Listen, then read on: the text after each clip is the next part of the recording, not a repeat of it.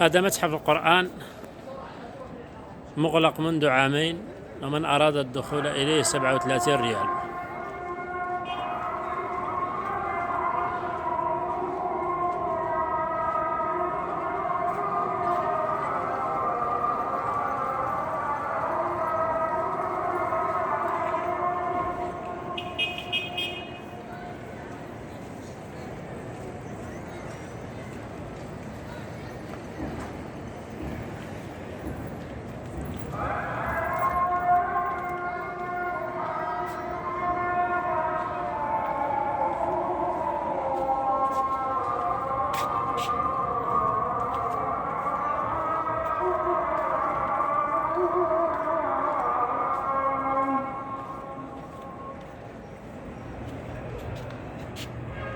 هذا متحف القرآن الكريم، كل السيرة النبوية مجسدة هنا بالصوت والصورة.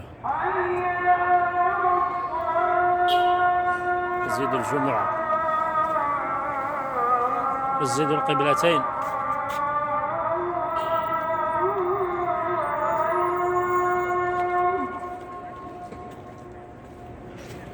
مسجد القبلتين، جبل الرومات، جبل غراب، جبل عقاب،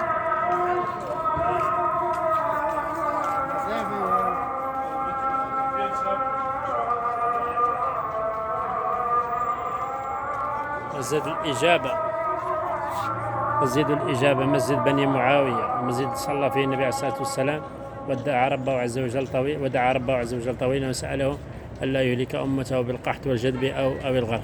يبعد عن المسجد النبوي نحو 580 متر في الاتجاه الشمال الشرقي.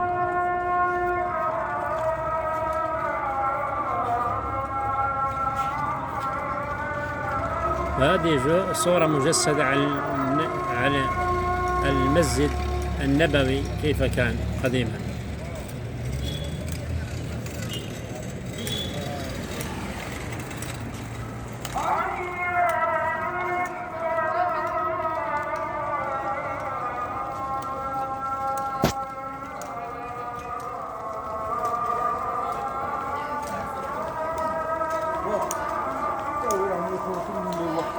هذا المسجد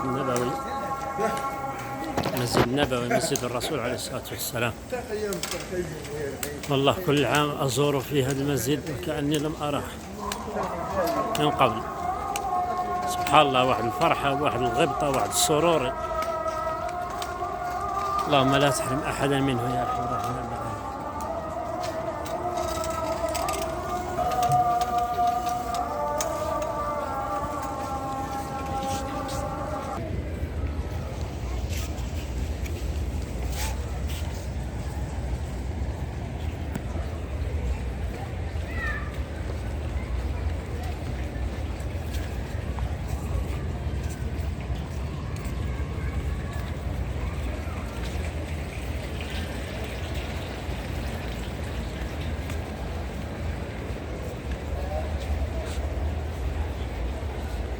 كهف بني حرام، مسجد الفتح، جبل بني عبيد، وادي العقيق، بنو عبيد، جبل سلع، سوق الجمعة.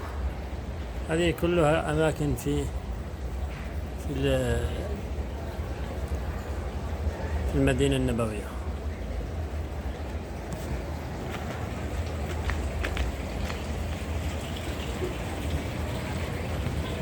هذا يسمونه متحف القرآن الكريم، عنده عامين من اللي تقفل، والآن يدخل ليه ب37 ريال.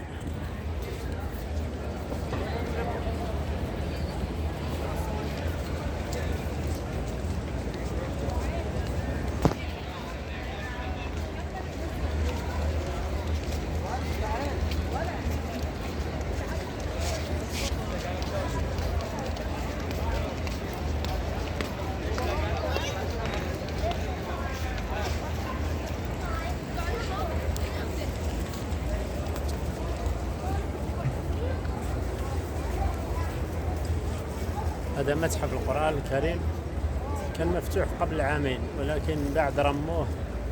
وقبل الناس كانت تدخل له بلا دراهم، درت تدخل له ب37 ريال يبغى يدخل له.